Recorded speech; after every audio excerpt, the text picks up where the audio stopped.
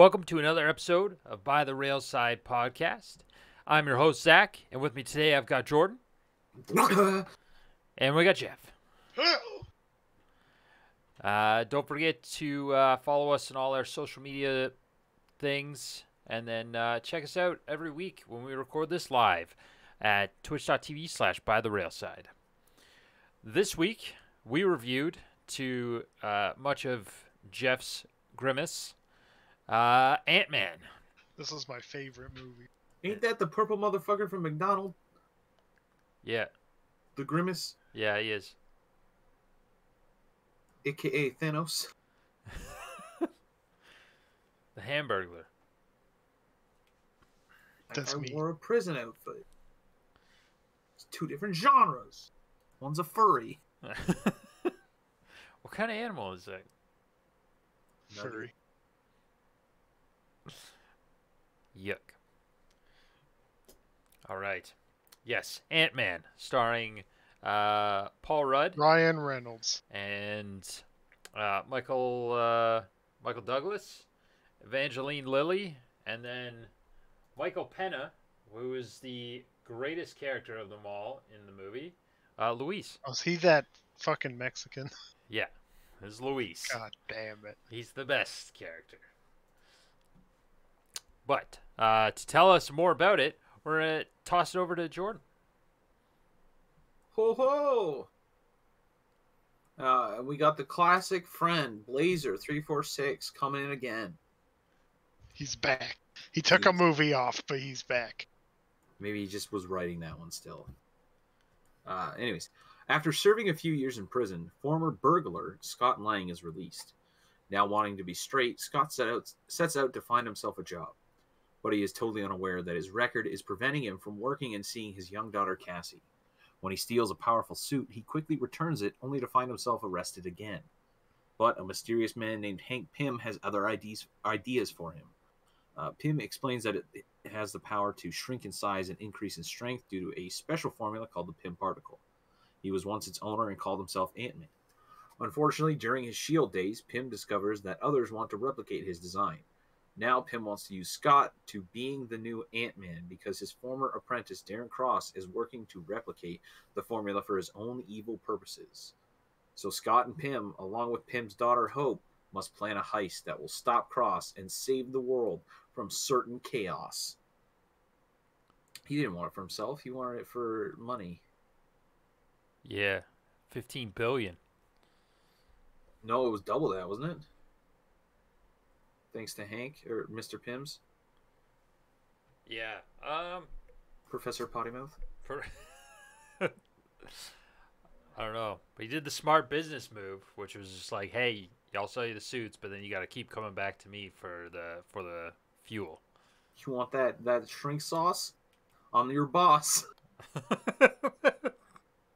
Sorry, it's the particles making my mind go crazy. All right. Now, the best part of the show, where we get to guess what Jeff rates the movie. I'm aiming low. I'm aiming Why? real low. How dare you? Why? Because for some reason, if one thing's wrong in a movie, you just get taken out of the movie entirely. So I thought it was because you were too attracted to Scott Lang. You don't like it when he gets smaller because there's less of him. I'm going with a solid 2. There are definitely, like, the effects and everything are pretty decent, but just the pure science of everything just pulls him too far out of the movie that it's unenjoyable and he would never watch it again. I'm going to go with a 3. I think he enjoyed enough of the movie to sort of warrant that. I don't think he would ever watch it unless he was forced to, which he will probably say. But I think there was enough. Better be a gun involved. Yeah, I think there was enough in the movie that he had at least got some enjoyment out of it. Maybe one of the characters. I think he probably liked maybe the Russian guy, or mayhaps Dave. Yeah. Yeah, that's my thing, and I know he's going to talk about some of the science stuff, and I have a counter argument, but I don't know if it'll work. So when he says it, I'm gonna objection. Just immediately. Yeah. Okay. You know what? Whatever I disagree with something that you say, I'll objection. How about that? Sounds like a plan. Objection. It is a plan. All right. Well, let's start off with the technical side of everything, as we usually do, with the effects and the editing, and then the music in these ones is just kind of just there, background stuff to kind of get you either hyped up in the moment or bring you back down. I like the effects in this movie. It's something that I think Kevin Feige like tries to do is bring lesser known characters to the MCU as well as the more well-known ones, and Ant-Man just happens to be one of those. Now, Hank Pym was like one of the founding members of the Avengers and stuff like that in the comic books, I do believe. But to have the Scott Lang version and to bring that on the screen and give them that challenge of having someone be tiny throughout everything was pretty cool. I think most of the time, he was small, excuse me, it was CGI for the most part, but even like himself being there. Objection. They actually shrunk him down to that size. Marvel has that tech? Yeah, they do. No, not in Marvel, but Disney. Ah, that explains a lot. Yeah. Is that how they made the mouse grow bigger? A little bit. It was an accident. That's how they figured it out. And they tried to work on reversing it, and they accidentally created Ant-Man. And they're like, well, we should make a comic so that once someone figures out what we have, we'll just like, no, we based it off the comic book. It wasn't an accident. We don't have a giant rat running around Disneyland. Don't look in the back alley. Yeah. What did you think of the effects there, Jordan? For the most part, I think they were great. For some reason, I don't know if it was. I don't want to say. I didn't think it was poorly done, but I didn't enjoy the masks for Scott and Crazy Man. Oh no. No, whenever it was like it was mainly the fight at the end. I didn't think it looked good. That's just my personal opinion. Like the CGI itself was fine. I noticed a lot of like details that were reflecting off of the eyes, and I honestly would have preferred nothing. Just show me clear, because glass doesn't always reflect like that. And I don't understand why you would put like reflective coating on your helmet. But that was pretty much the only issue that I had. I really enjoyed the last fight sequence because they were fighting in a fucking briefcase, and that's pretty hard to to animate. But I guess like majority of this movie is, I'd say, animated or on a green screen. Some of the car scenes, again, they were kind of shite, but I don't understand why they can't just like put them in a car and go. Gotta shut down too much of wherever they're filming in order to do it. Fuck that. Slap them on the back of a truck, and then use forced perspective, like Gandalf. What about you, Jeff? The effects were all right for the most part. I found some of the objects, when they were either stretched or when Scott was miniaturized standing beside an object that looked stretched because he was small.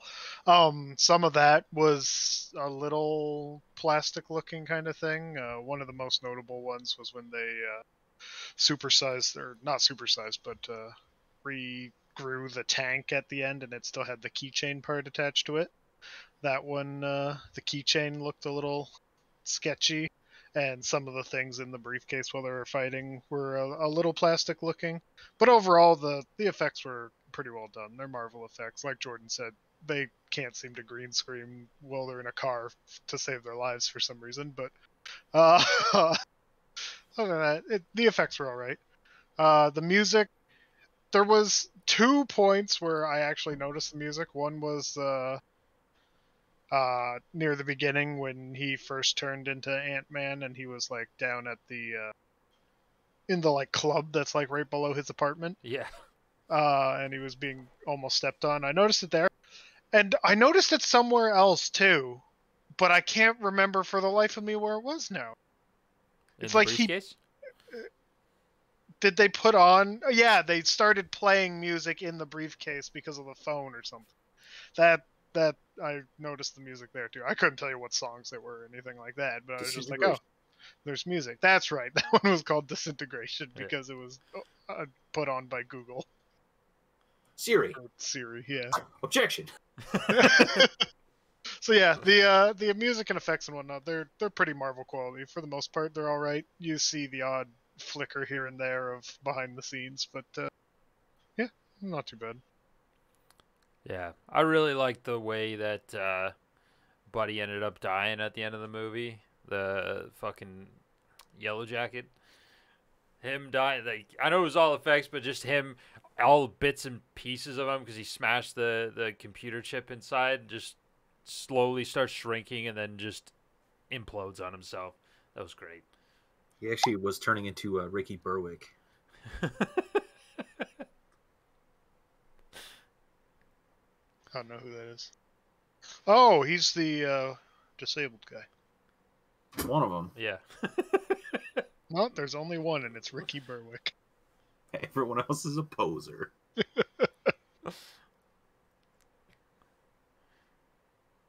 Yeah. The fight scenes were cool. I like the when they were actually like using the ants for different purposes. Now, I don't fully like the bullet ant and stuff like that. Does the other one actually what the fuck's the word? Not conduce. Conduct? Conduct. That's it. Do they actually conduct electricity?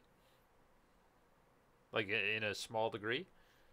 I have no idea about ants, but I mean, most living things can conduct electricity to some extent, right?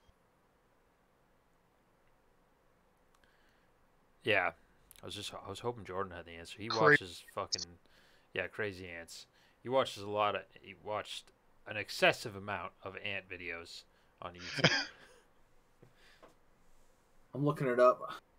He didn't have Crazy Ants. Shout out Ants Canada. Apparently, crazy ants can conduct a small amount of electricity. Yeah. So that's pretty neat that at least the ants were pretty scientifically accurate. So there's that. Maybe I'll change my thing to a 3. Some of the science is right. Don't steal my number. In the quantum realm, I really liked the when he just kept shrinking and going and going.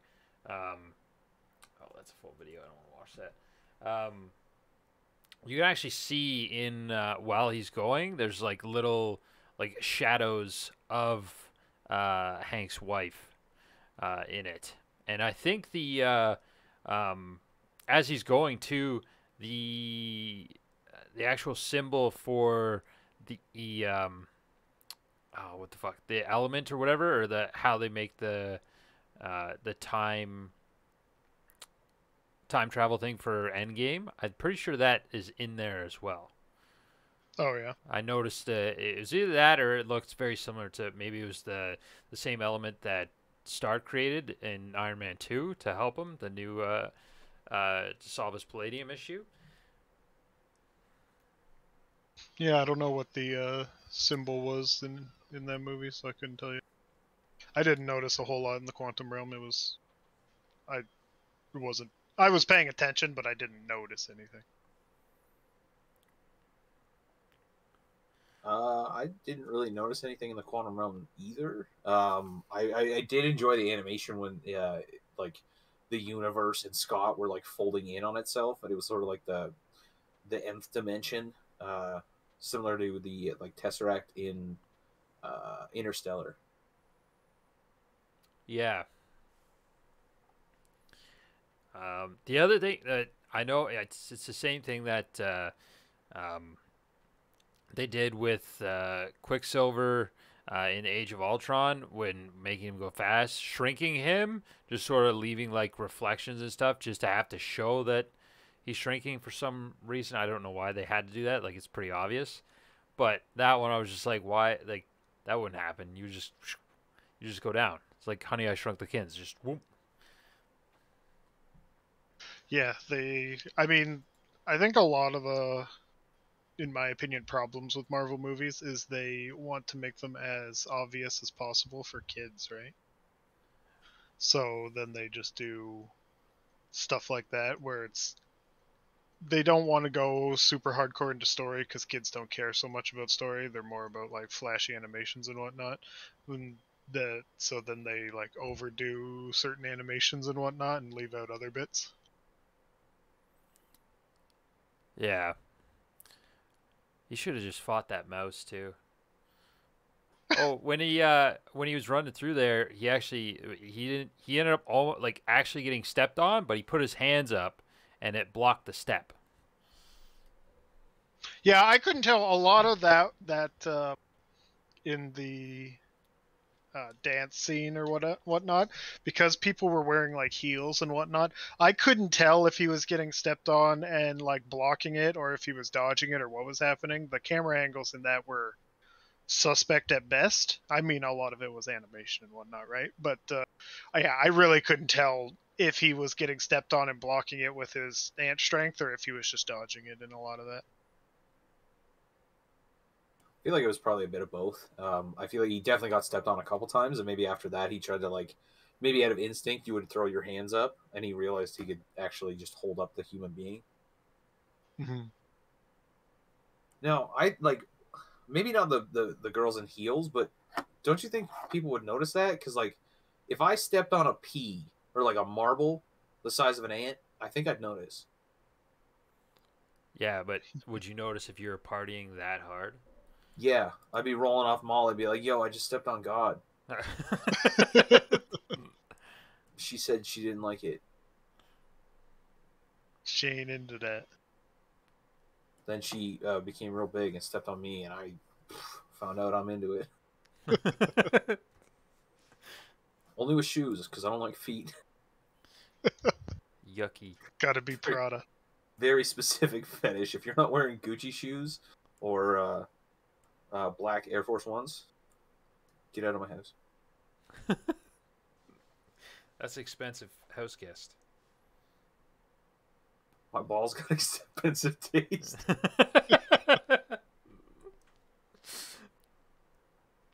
Oh, but I like the character. Like I liked all the characters in this movie, for the most part.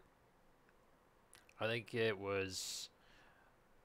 I didn't like the cop dad, like the stepdad or whatever. The kid was an amazing actor in this. Sure, her delivery on some of those lines were fantastic, and I don't know if they were just like, "Hey, just repeat exactly how I'm doing it," or the kid just nailed it. But it was unreal how she played that role. The kid was definitely one of the best characters in this movie. You probably think that because of the way she reacted to that fucking horrendous stuffed animal. Yeah, that thing was great. Just like the fucking Donnie Darko bunny, but in stuffy form. Hell yeah! Yeah, I don't know. It's and even the mom, it seemed like the mom seemed very. I get it. Her husband went to prison. It makes sense, but she was like, "Hey, no, you're never like you do all these things first, and then you can see your kid." I'd be like, "No, that's not that's not right. That's I get you fucked up, but he seemed pretty like what he ended up fucking up on or getting caught for seemed pretty like Robin Hood esque." So you'd think it would Yeah, be an understanding, but she was just like, "Nope, you're a criminal scum." yeah. They're her reason. Like I can see not wanting to be with him anymore because he's got a record and isn't going to be able to have a job and all this kind of stuff. I can see that, but just being like, no, you endangered my kid by reasons was kind of not really normal. I mean, there's some people that are like that for sure, but I mean, it wasn't really my cup of tea. Any characters that stuck out for you, Jordan? I did not like the manager from Baskin Robbins. Because, like, sometimes it seemed like he was genuine about, like, oh, yeah, no, you did a cool crime. And other times it seemed like he was being really sarcastic. Yeah.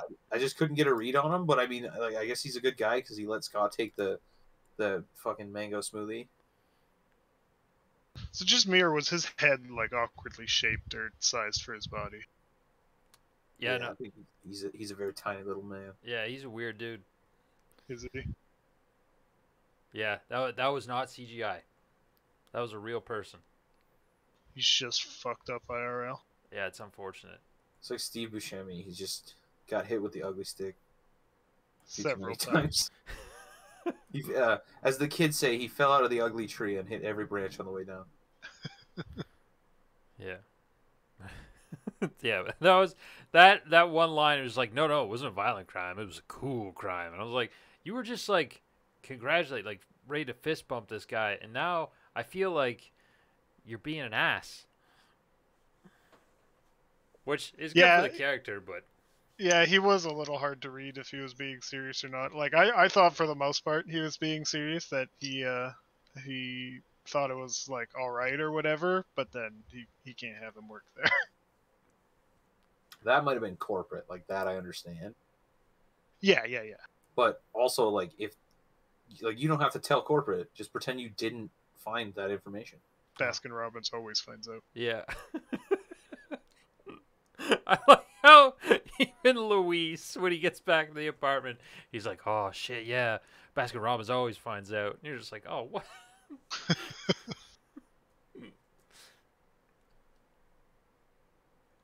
What'd you think about the comedy in this movie? I thought it was actually well done, and I don't think any of it was like crazy forced. Like it just seemed to either fit the character. Most of it with Paul Rudd, but I think that's mostly him injecting a lot of personality into the character from himself. But I think the only ones that I didn't like the comedy for from was Dave. Um, Which one's Dave? He was in the crew.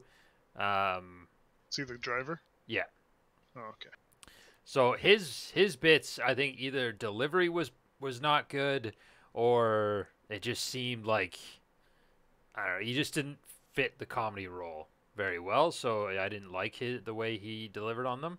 But the other ones I felt pretty good on. Maybe Hope, but even then, like it was all pretty decent. There was only a few times where I was just like, they probably could have helped with the delivery on that one or not put that joke in. But the big one that stood out to me that shouldn't have been in there, I didn't like the fucking Mexican character. I thought he was just like a little too over the top for me. But the one joke that really stood out to me, or scene, I guess it wasn't really a joke, was when the old guy, I'm terrible with names.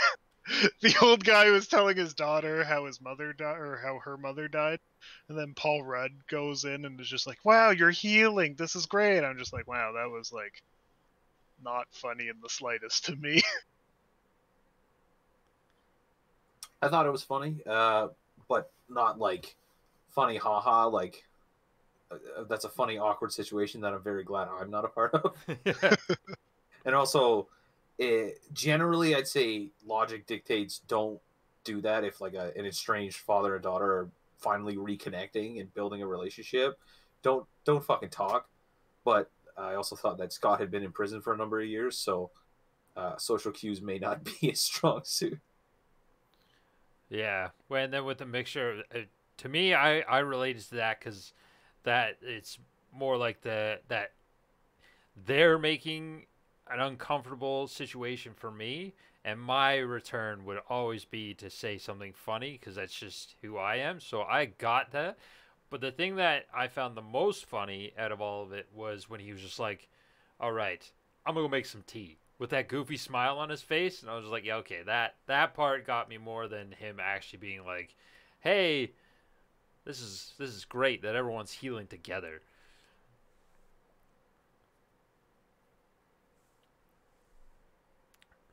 But yeah, I think his character, like Paul Rudd in that character, fits pretty well. And I don't know too much about the Scott Lang from the comic books, but just having him in the MCU and his like style, as his comedic style, as well as also being able to, for the most part, do some decent serious stuff. Excuse me. I think works very well for this film. Yeah, I just don't. Definitely don't see another actor playing Scott. It's always going to, always will be. I think Paul Rudd. I really like the offset of the of Hope's character as well. It's like Scott's like the goofy, not serious guy, and she's always serious. Yeah, I don't know. I don't know. It's a fairly uh, overused trope, I guess, but I enjoyed it in this sense. yeah, and the story of them like eventually coming together, I think it was pretty natural as well. Like throughout the movie progression, um, it wasn't it didn't take anything away from the story, but it wasn't also just like jammed in there. It was kind of like, oh, you see them spending this much time together, it would probably lead to that type of thing. Yeah, it was a little accelerated because they were together for like a week, right? And she went from hating him to making out with him after like that week or whatever. But yeah, I didn't think that they overdid it or anything like that. There was like the obvious uh, clues in the movie, and it seemed a lot more natural than a lot of the other love stories that's been in Marvel. So I didn't mind it too much. Yeah, Yeah, and it was no fucking Jane Foster and Thor where like he touches down and she's like, "Yep, I'm in love," yeah. Yeah, and not in like the Darcy way where she's like, "Yep, I want to suck it." let me smash. Yeah, and for the most part, like, and a week in Hollywood movies, like that's at least a couple years in real life for love story development. I That's feel pretty like good. just a week in Hollywood is like a year anywhere else. Yeah. What'd you do on your vacation? Well, I met a woman, got married, had a divorce. 3 kids, I got child support. Three kids I in don't think two they're weeks. mine. You got too much melanin. Melatonin? Which is the one? Melanin, Melanin? Melanin? Okay, melatonin's melatonin, asleep. sleepy.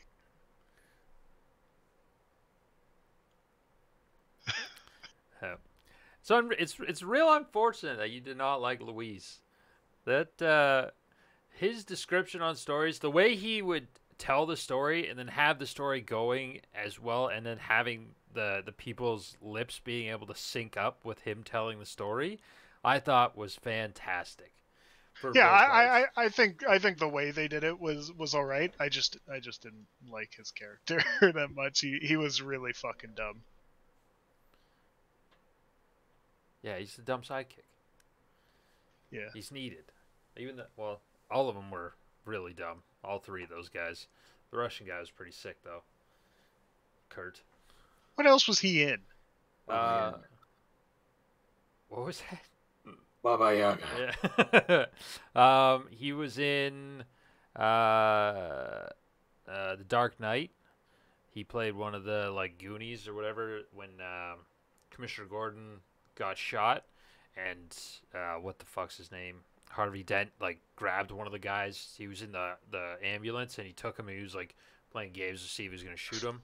Yeah, that's who it was. He's the super crazy guy that was like a schizophrenic. Yeah, He's a polka dot man from the Suicide Squad. yeah, No, it was definitely the Dark Knight is the one that I remember him in.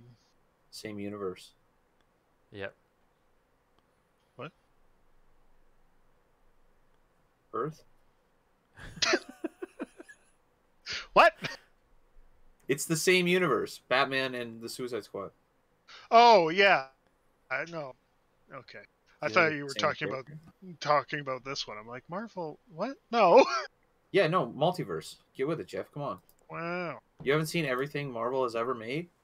I haven't seen half of what Marvel has ever made. I've even seen the underground tapes. They call they're labeled Were they dirty? R34. Oh, oh no. Search Hulk R34 in the Google. If you're a child, don't do that. If you're a child, you shouldn't be listening to this podcast. That's not So, true. Sometimes I don't always put it under explicit. Yeah, sometimes, but you should, because we say things like fuck and cunt, and sometimes Jeff says retard. Yeah, they'll learn what those are. What, retards? Fucking Yeah. retarded cunt. Oh, that's too far. That's like, you have to be at least 14 to learn about those. Oh man. We're gonna get canceled by our 2 viewers. Go ahead, cancel my subscription. I don't care. I'll get a different one. You know how many emails I can make? At All of least them. 3. Yeah, I probably get sick of it after 3. Just the same one, just adding a number on the end of it every time. Just like, this login is taking forever. No, I always add 2 numbers. Big fuckboy 69, 69, 69, 69, etc. I thought the pacing in this movie was actually all right. Like it wasn't crazy up and down. Not a whole bunch of like slower moments or filler throughout the movie. I thought there was at least, for the most part, in the scenes, it was like there was something happening to keep you engaged in the movie. Yeah, they did the typical heist take pretty normally, right? The only thing they kind of skipped out on was the getting the crew, because the crew was just like all last second, hey, it's these 3 retards kind of thing. But yeah, I definitely wasn't as bad as Age of Ultron was, the pacing wise. This one I didn't notice anything stand way out to me. What about you, Jordan? No, nothing really stood out for me. I thought the pacing was really good. I was just trying to look up how long he was actually like training to become Ant-Man. So I didn't recall. Like they probably said it in the movie, and I just wasn't paying attention. But I don't recall them saying. Yeah, they didn't give like an exact thing, but she said at one point we went from having months to having days when he made his breakthrough, and that was just like at the beginning of the Ant-Man thing. Yeah, I like how his breakthrough was just stick the animate object into an inanimate object to shrink it down. Like not an actual breakthrough, but more just like, hey, if I just put this goo in the suit, then the person in the suit will shrink with it. Yeah, which is weird that they never tried that before. They're just like, we have the suit. What's the suit do? Absolutely nothing. It's got lasers, but it's the other stuff that's actually useful. I think it's because they weren't powering it like Hank did. Like Hank actually had it in the suit, whereas these guys were like firing a laser at stuff to shrink it. Oh yeah, there wasn't like any. They weren't harnessing the liquid. They were just like, hey, they're basically just using it as like a gun. Yeah, yeah. And I want to know, like, were those like lasers originally supposed to be shrinking lasers? And then they were like, well, fuck, we need the juice in a different part for the suit. Like, it needs to be contained. So they're just like, well, why don't we just put a real laser in there? Like, instead of shrinking stuff, it just burns a hole through it. Oh yeah. Yeah, I don't know, because he was making them for war, right? So I always assumed they were just lasers. Yeah, well, that's like, because, well, in the beginning, right, when that demonstration was done, and I assume, like, beforehand, they knew that, like, shooting a living thing with this shrink gun just turns it into a small pile of former human. Yeah. Gotta work out the bugs. Was that small pile of formal human, like, was it beating like a heart, the first one, when he shot the guy in the bathroom? Possibly. because we don't know for sure that those things were actually dying. Like they might have just been fucking mutated or like mangled beyond all belief while shrinking. So they might have been alive for like a few seconds, sort of like Edward Now's mom. Kill me. Yeah. And then he got flushed down the toilet. Just he gets shot, and all you hear from the floor is Edward. Oh God! They turned the fucking daughter and the dog into a one thing again. No, too soon. Except this time it's an ant dog. Oh no! That was There probably was one of one my of those favorite at lines. the end. Yeah, I really like that. The like stepdad's partner, and he's just like, "That's a really messed up looking dog." Yeah, that's just like. I understand they want to inject comedy, but God, you make your character sound so stupid. I mean, what would you do if you saw a wolf-sized ant? Wouldn't call it a dog, that's for sure. Whoa, Yeah, that's a really messed up wolf-sized ant. it was bigger than a dog. People think wolves are the size of dogs. They're not. They're large. Dogs are size medium at best. I wonder if like a regular wolf is the same, or if a Irish wolfhound's the same size as a regular wolf. I feel like yeah. What's that? What's that game that where you can get animals to fight? Like video game, not in real life. Oh, I was gonna say the zoo. Cockfighting? Yeah. No, the zoo. This. If I pay enough people or hit enough people, I can get animals to fight. You see, they got like super angry, or PETA. Not that PETA matters about anything, but they got upset because there's cockfighting in the new Far Cry. Oh wow! A simulated chicken is gonna. Or, sorry, a simulated cock is gonna fight another simulated cock. What? Yeah. Why? It's also why based on an area that actually does that still. So, I mean... Here's my opinion on it. They literally euthanize healthy animals. Fuck them. Yeah, PETA is just virtue signaling the company. It's just money. It's just money at this point. It's Yeah. capitalism. How can we capitalize off animals suffering? We'll kill them and then tell people that they're bad for doing that. Wait, what? Yeah, they sell the calendars though. So do fire departments. Their These calendars. are with women. Oh, look at these kittens. Oh, Yeah. women can be firefighters. You Yeah. sexist. Granted, I would not want one to come save me because I'm a fat fuck, and I don't Oh. think a woman coming in could lift me. Oh, I got a story about this real quick. This is off topic as hell, but my morbidly obese aunt fell over, and she can't get up because she's too fat.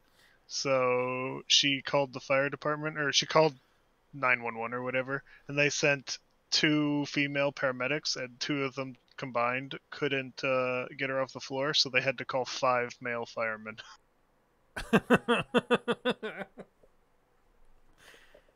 That's Fucking unfortunate. nightmare. Like honestly, I'm not being rude, but if I'm in a burning building and I see a woman firefighter coming in, I mean, you know what? Go to a different room. There's probably a small child or an elderly person that you can save. I'm just gonna burn. Because especially like once I get lit, I'm pretty sure fat like is very flammable. So I'm going. I'm hot as fuck. Ah! Chuck me in a fucking steam engine and I'll power that bitch for a week.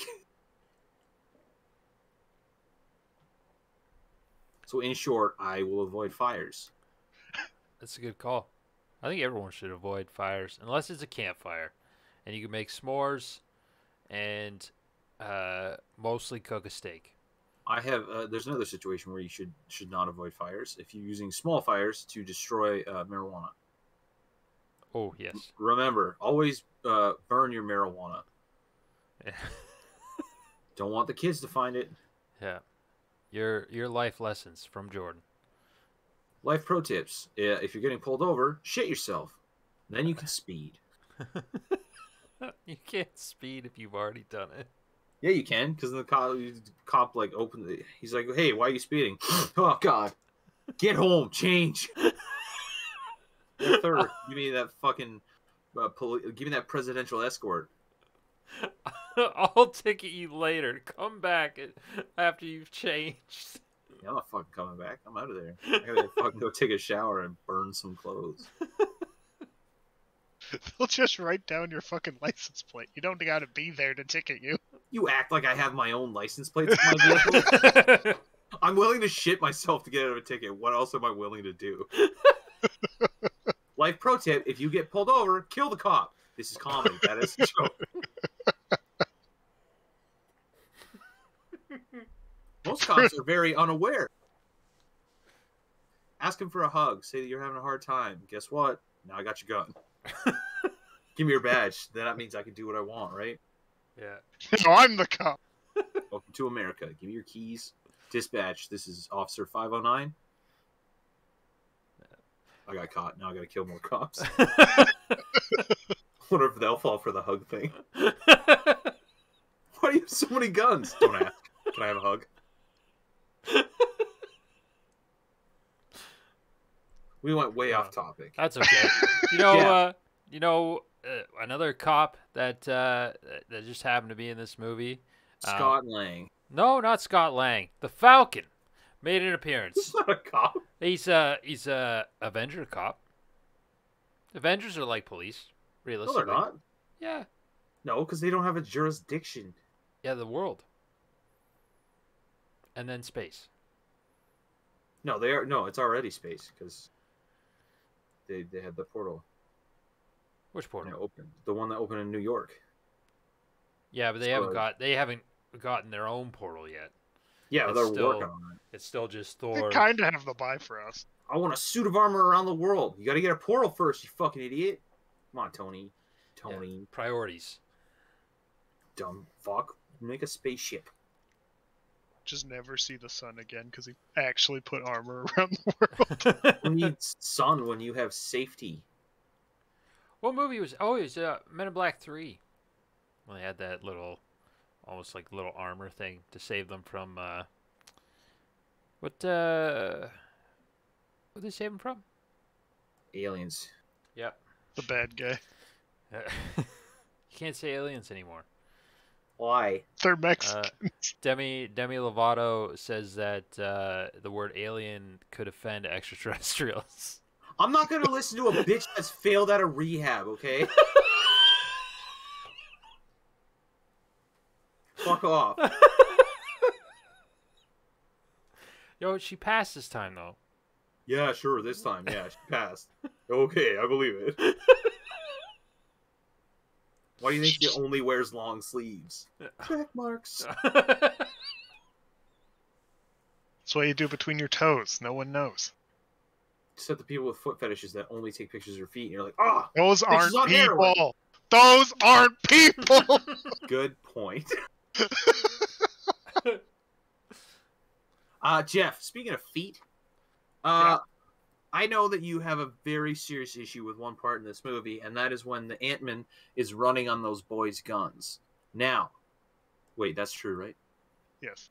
Okay, now, I have a question. Okay. Because he was running the entire time, right?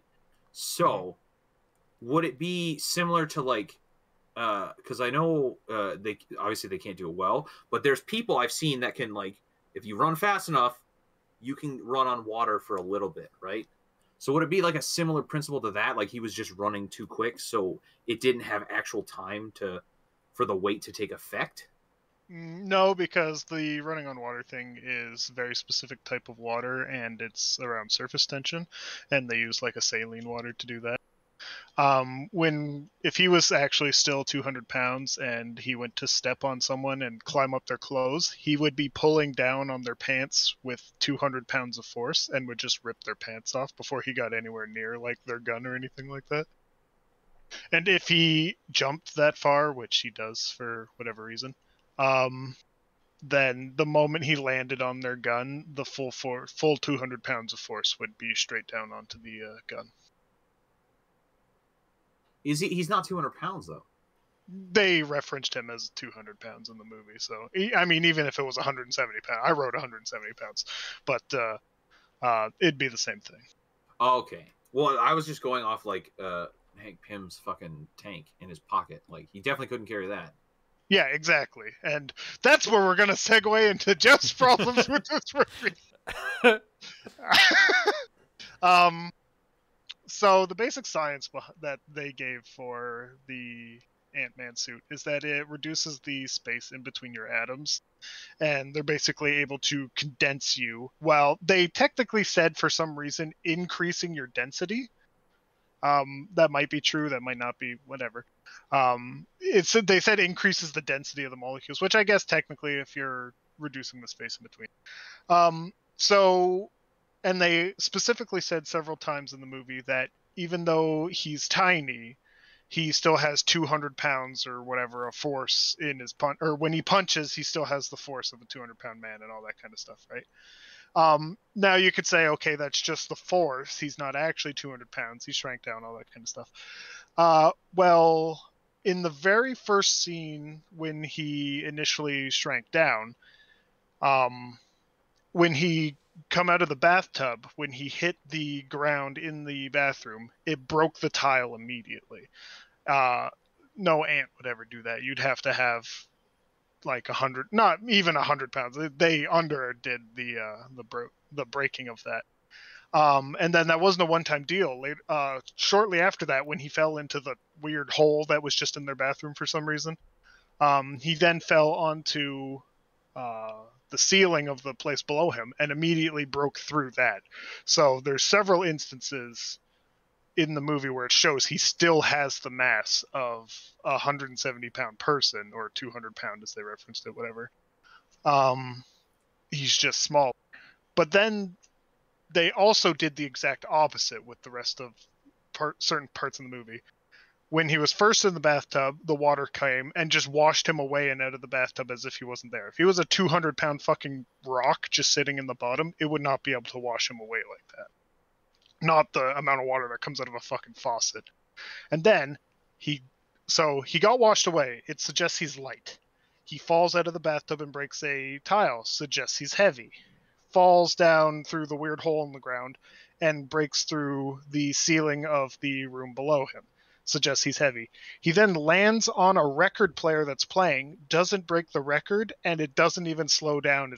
It continues playing music at the same speed. So we have 4 instances within about 60 seconds, and it's 50-50 as to whether he's light or heavy.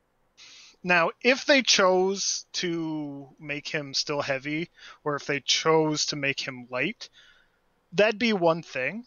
But the fact that they say one thing, back it up sometimes, but then for the rest of the movie don't back it up in the slightest, and they basically just shift back and forth as to like what he is and isn't able to do, is my real problem with this movie. They don't even follow their own writing, and they basically are just like, what would look cool here? Would it make sense? Who fucking cares?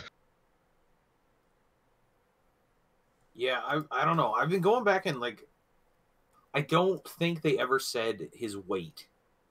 Like I've been looking online while you're talking, and they did say that he had the same force as a 200-pound man, but nowhere does it say his weight. So I guess that was their like workaround. Like, the pin particle, it shrinks you, makes you smaller, lighter, but you still have strong because your muscles are compacted down. Yeah, and like I said, if he was light but still had that force, that'd be fine. But then there's so many instances in the movie where he's heavy and things react to him as if he's heavy. How far did he fall onto the record? Because like, he fell from the ceiling straight down, so like 8 feet down onto this record. Yeah, that definitely should have broke then. Like, because if he broke a tile, like, granted, you wouldn't have to be full force or like full weight human to break a tile. Yeah. I don't think they're that strong. Yeah, if you drop like a 40-pound ball bearing, it would have broke it too, right? Like, so just assume he's 40 pounds. If you drop a 40-pound ball bearing 8 feet onto a record, it's gonna shatter that bitch. Yeah, like even if he jumped like from the bathtub height, onto the record, it would have broke. Like, records are pretty fragile. Yeah. Unless it was one of those new fucking acrylic ones that just don't break. Just bend them into little pieces. Hell yeah. That's how you get them in your mailbox. You just bend it in half. Bend it back. Listen to your tunes. Yeah, I think and this is kind of what you did last week, Jordan. You asked what I would have liked them to do better. I have two things kind of about that. One is just make a choice and stick with it. If you're going to have him heavy, have him be heavy the whole movie. Obviously, lighter makes more sense as to what they want him to do with like riding on ants. So if you want him to be light, have him be light. Don't have him breaking tiles. Don't have him breaking through ceilings. Don't have him like not able to be hit by the choo-choo train or whatever because he's still fucking 200 pounds or whatever, right? At the end, it did the same thing with the bad guy when Thomas the Tank Engine ran into the guy, just fell off the track because it weighs like grams and he weighs whatever he weighs, right? So if they just chose one, I wouldn't have as much of a problem. Like, it's still bullshit, but at least it's less bullshit then. It's just they didn't stick to their own writing. But what I would have enjoyed, or not, maybe enjoy is a strong word, but what I would have preferred is instead of just having this like pseudoscience thing, have them start with like their pseudoscience thing. They're trying to shrink things. They're having marginal success, but nothing groundbreaking and whatnot. But then have them find, what are those things that Loki brought to New York? Are they called Drakari? Or Chitari. As I see. Chitari? Yeah. Okay, Chitari. Have them like find some tech from a Chitari in or have gotten a hold of some tech from a Chitauri in New York, part of one of their like little flying saucer things, and use some of the technology in that, and then find that, and even they can even say it. That's just like, we don't fully understand it, but it seems to amplify the effect much, much more than we ever thought possible. And then say what they do in the comics, basically. Say, it seems to just store and borrow matter from some pocket dimension, or the quantum realm in this case. They kept using the quantum realm in this one, right? So say that it's borrowing and storing matter in the quantum realm and stuff like that, and that he can control it. Those buttons that he has on his thing, he's also able to increase his weight. And that doesn't increase his size, just he's small and he can increase his weight.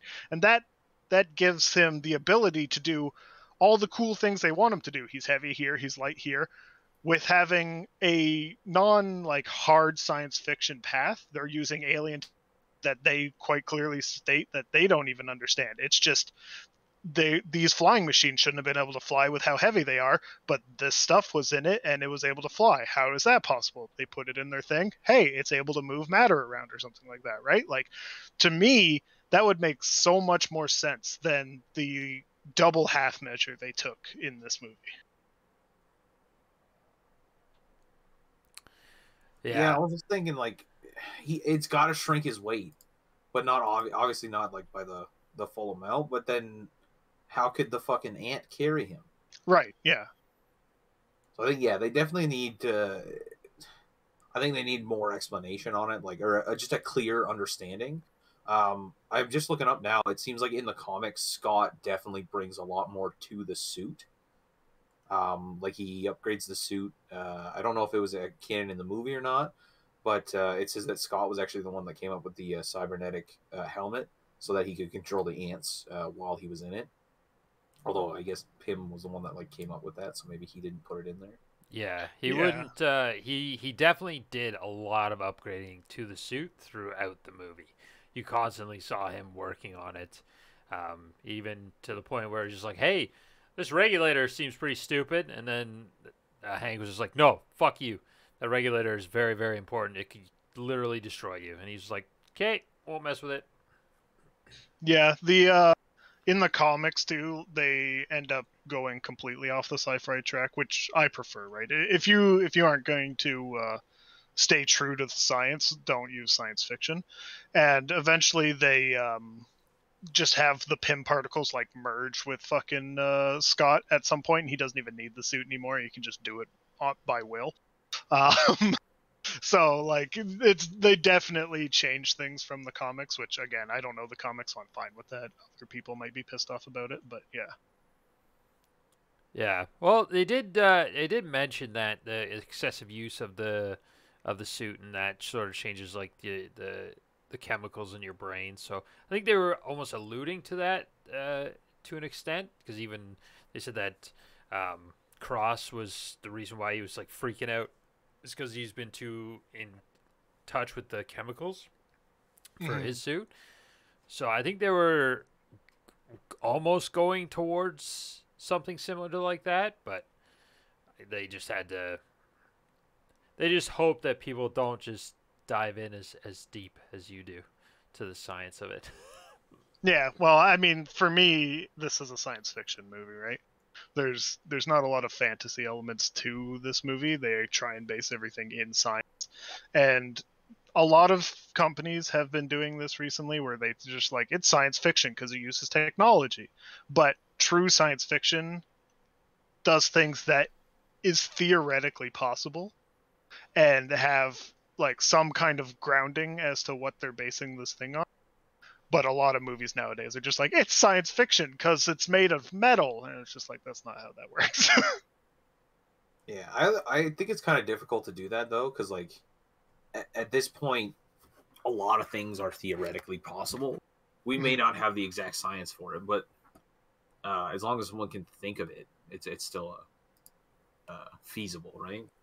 Yeah, there's always the other way to do it, right? Is another thing a lot of science fiction things do is like they say they develop this tech, but they don't explain the tech, which if it's like something super super high tech and whatnot, like shrinking someone to the size of an ant, right? Like either you have two options: don't explain it, or three options: don't explain it, and it's just wacky science fiction. That's fine. Okay, explain it, and it's going to be wrong because it just is, right? Like you can't shrink someone down. Conservation of mass just says no to that. Or three, throw a fantasy element into it, like if they had used Chitari tech or whatever the fuck they're called, right? Like, and I think there's already fantasy elements in Marvel, obviously, and like they're 50-50 whether they're fantasy or science fiction. So I don't know why they didn't go with the science or with the fantasy side of it, even just as an explanation. Probably because the Chitauri weren't around when the Pym particle was made. Would be my guess in the storyline of it. True. Yeah, it makes sense for modern day dude, but it wouldn't make sense for the original one. So yeah, that's very true. But yeah, that's just kind of the stuff I see and would like to have seen rather than the half-assing they did. Because like Jordan said before, it shrinks it, and if it does maintain some of its mass because he broke the tile and all that kind of stuff, how the fuck was Buddy carrying around a tank in his pocket? Yeah, so I'm assuming well, and plus when they like when Scott gets big in I guess the next movie, and when Thomas the Tank Engine got big, like he just fucking destroyed the house because of the weight, right? Yeah, it's inconsistent within its own universe. Yeah. Yeah, although I don't know, like, because they didn't really explain it too well. They just said, yeah, it shrinks the space between molecules, and what? It's US are more dense, I believe. Mm-hmm.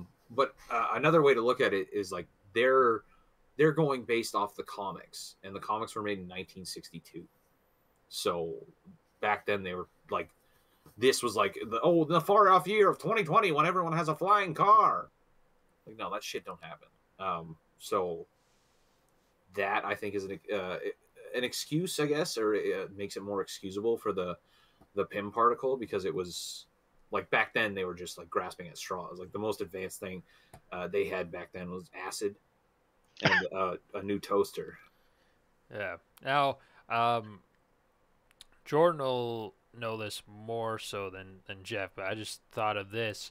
When in Endgame, when the two characters end up going back in time to grab more Pym particles, they're also going to that era to grab something else. So it could be possible. It could lead into that more fantasy element that when they're grabbing the Tesseract, that he had been using that to help further along his research into the Pym particle. Oh yeah, I guess so. Because it never goes into like Hank's research. So, I guess that could be an explanation for you, Jeff. Because while it's not explicitly said, they're held at the same facility, and he did used to work at Shield. So, it is a safe bet that he had at least knew about the Tesseract, and that is the Space Stone, if I'm not mistaken. Yeah. So that would actually kind of explain, like, well, the Space Stone, you can move things around the universe, right? So maybe he based it off that. Yeah, and that would be fine if that was the case, right? Definitely. Okay, so say they use that instead of the Chitauri thing. I would be 100% fine with the whole thing then, right? Because you're able to like move matter around, move mass around, all that kind of stuff. It'd be fine. But the explanation they give in this movie is not adequate. No, but it could also be because the development of the actual particle was like so far back, so you'd almost need like 2 decent movies. Like you can't, like you could do that, but if they're setting up for other things, either in the future or they're just like sort of wanted you to grasp on things, or just to it would take too much out of the time of the actual movie in order to fully explain something like that. Because I honestly just thought of that now, just because I've seen all the movies, and then when you're talking about adding that fantasy element to the Jatari, and then that would help to explain and make it a little bit more reasonable to you. But adding that into this movie, you'd almost have to go full backstory into Hank, which that would take either too much additional time, or you would need to do another partial movie or like one shot or something like that. You know what? Never mind. I got you, Jeff. Here you go. I looked up. I'm on the Marvel Cinematic Universe wiki. Discovery of Pym particles. During the 1960s, Hank Pym discovered and isolated a rare group of subatomic extra-dimensional particles, which became known as Pym particles, that could increase or decrease the size and mass of objects or living beings by shunting or adding it from a subatomic dimension. And where in this movie was that stated? It's fine if it's on the wiki. It's probably basing it off of either another movie that we haven't seen yet or the comics. There was no evidence of that in this movie. Yeah, but that's the thing. Like, Ant-Man is kind of an established thing, so instead of going like into the full background of this stuff, they mention the Pym particles, and if people are curious about them, they can obviously do more research. But it wasn't like a make or break thing that they had to explain it for the movie. Yeah, because it was already like it was already kind of explained with him being Ant-Man, right? Like Pym particles, they shrink and then grow. Yeah, and then it's almost the same thing like they do with, like when we get to Spider-Man. Like there's no real origin story type thing because they didn't want to do that again since it's already been done twice. It's not like super established like how he gets his powers, but it's just like, yeah, like this is who he is. So it's one of those things that it's like it exists, and just because they don't tell you outright, they just give you an explanation later on. Well, I've said this once before, not once before, but a lot of times. If I have to go to a Wikipedia to explain your movie, it's lazy writing. Well, that's the thing. Like it's not explaining the movie. Yeah, that's what I'm saying. If I have to go to Wikipedia to explain your movie, it's lazy writing. No, okay, but how does them not explaining how the Pym particle works not explaining the movie? It's not explaining the key function that the entire movie revolves around. But I mean, most, I guess this might just be a you thing, because I don't think most people would be like have to know the exact science of it. They're like, okay, it's the Pym particle that makes them shrink and grow.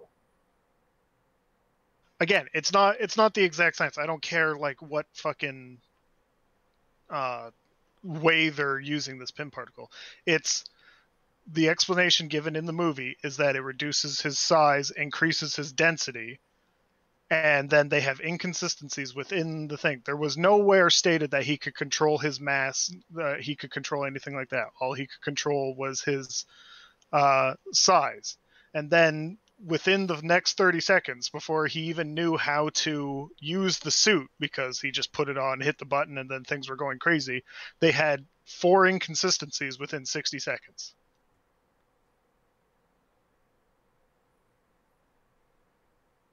Yeah, I could see both sides of it, because there's no, you want an explanation of why, but for the most part, everyone just says like the Pym particles are what causes these things to happen.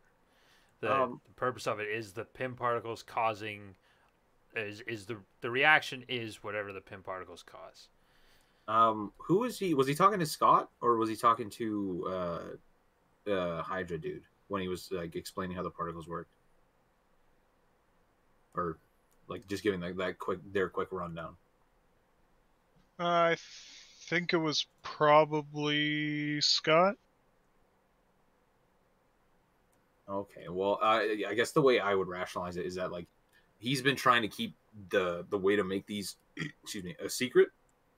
So maybe like by him explaining exactly how it works, they might have a better understanding, and they could probably do what Cross did and uh, make their own version of it, or how Tony Stank tried to do, or not Tony Stank, Howard Stank.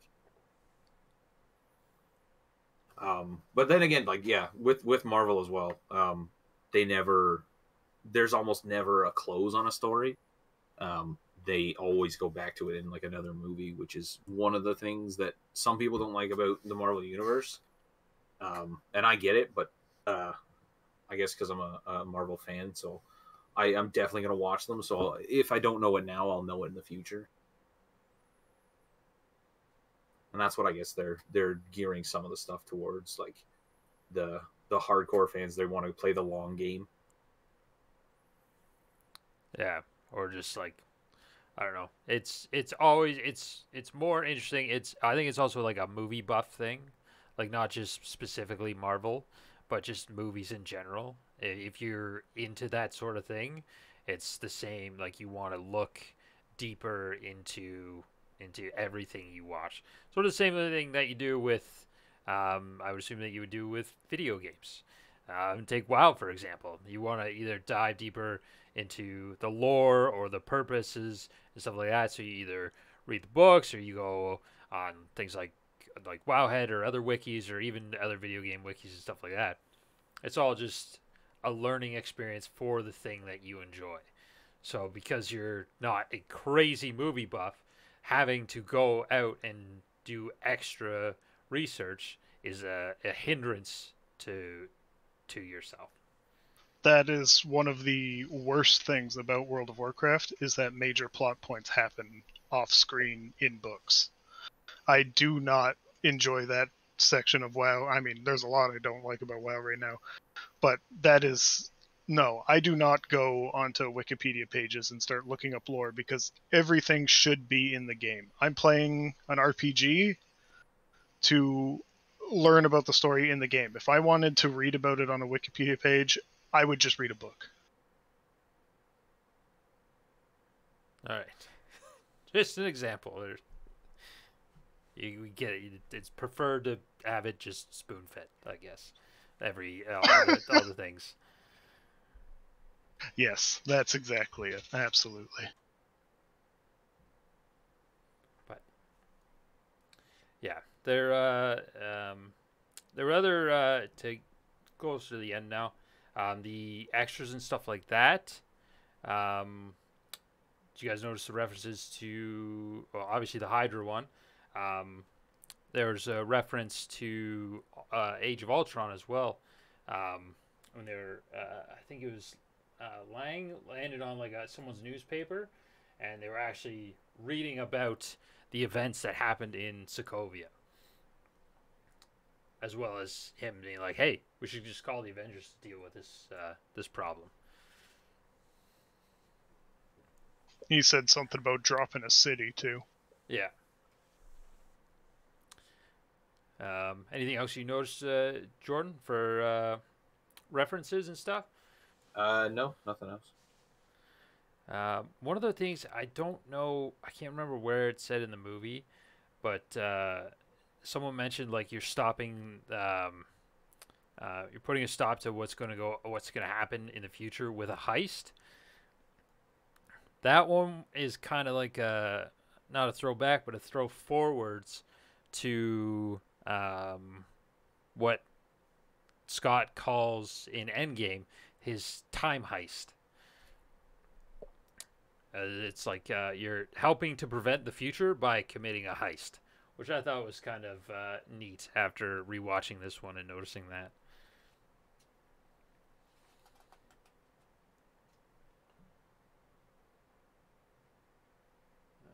What else we got here?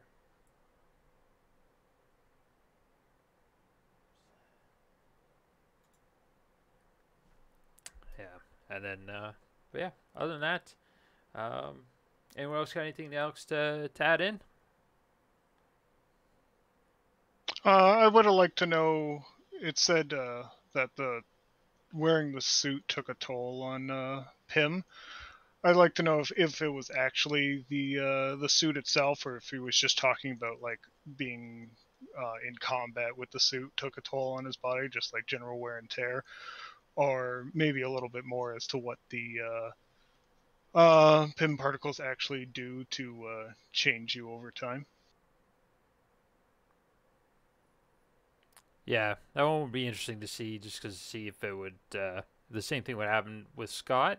Although I think it might change for Scott just because he's able to make those upgrades to the suit. But Yeah, and with Hank like being able to do research over time, right? Like he could take the initial design of the suit and then improve upon it. Because he's like obviously he doesn't want to fuck up a second suit. So maybe they made like improvements because him and Hope were towards the end working on her suit, right? So I'd yeah, assume they had other improvements along with Scott later on because his suit does change, if I remember correctly. Scott's. Yeah, Yeah, he has like there's like multiples because he ends up taking the one we'll see in the next movie. I'm pretty sure actually. yeah, he's got a newer one, and then he's got the old one that he hid in a tin. Yeah, he was supposed to destroy it, but he didn't. Yeah. Spoilers. Oh. Yeah, it'd be good to actually fully know the effects, and I think I would like to know give almost like a smaller explanation for why the ants decided to cover the light when Hope was using the talking thing and having all the ants put so much sugar in that one cup of tea. I'm guessing it was just based on the emotional state of her, and then that's why they were covering up the lamp and stuff like that. But it was a neat little scene that was I guess explained later on why she felt that way, but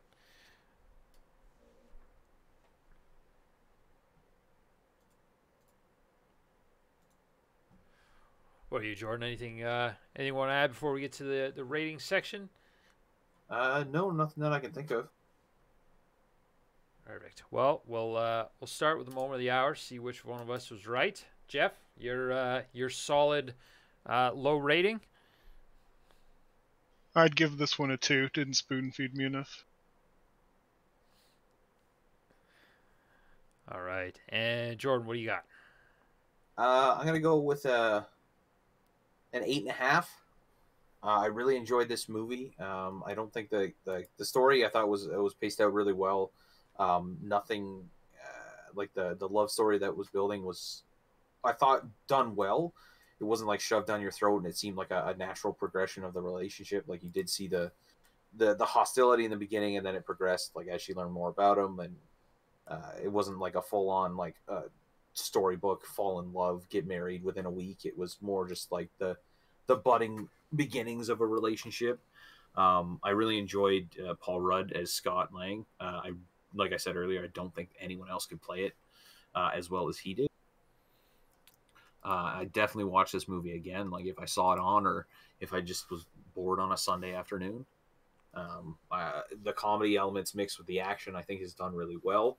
I would have liked a little bit more action, but there was a lot of pretext for stuff and a lot of stuff that they had to set up. And of course, Louise, just fucking beautiful. Yeah, that character makes it. Honestly, I would love them to do a one shot of him explaining the entire Marvel Infinity Saga, and just have that for like 15 minutes, because that would be perfect. I'm giving this one a 8. Comedy was good. The action was, like Jordan said, it was a little bit minimal, but I get why they need to do this, because this one was more, had more like a crime element to it. So there's a lot more planning and stuff like that to go into it. Characters were great. Other than the two parents of the little girl, the Cassie, the daughter, fantastic actress, nailed it for this role, and I think it was a very well done origin story for sure. So that gives this one, and on my phone, so I just did it by hand. I guess a 6.2 for the rating, which, ooh, not the lowest, but definitely not the highest. But yeah. Join us next week. We'll be watching, what was it? Captain America: Civil War. The breaking apart of the Avengers. Spoilers. Don't forget to follow us on twitch.tv/bytherailside, as well as all of our socials. And then join us next week. We'll probably aim for Friday again around 7-ish to do a live recording of our review. If not, you can catch us on Sundays, where we upload it to Spotify, YouTube, and Google Podcasts, all those places. So other than that, you guys take care, and we'll see you in the next one. Don't forget to buy your organs fresh from the dark web.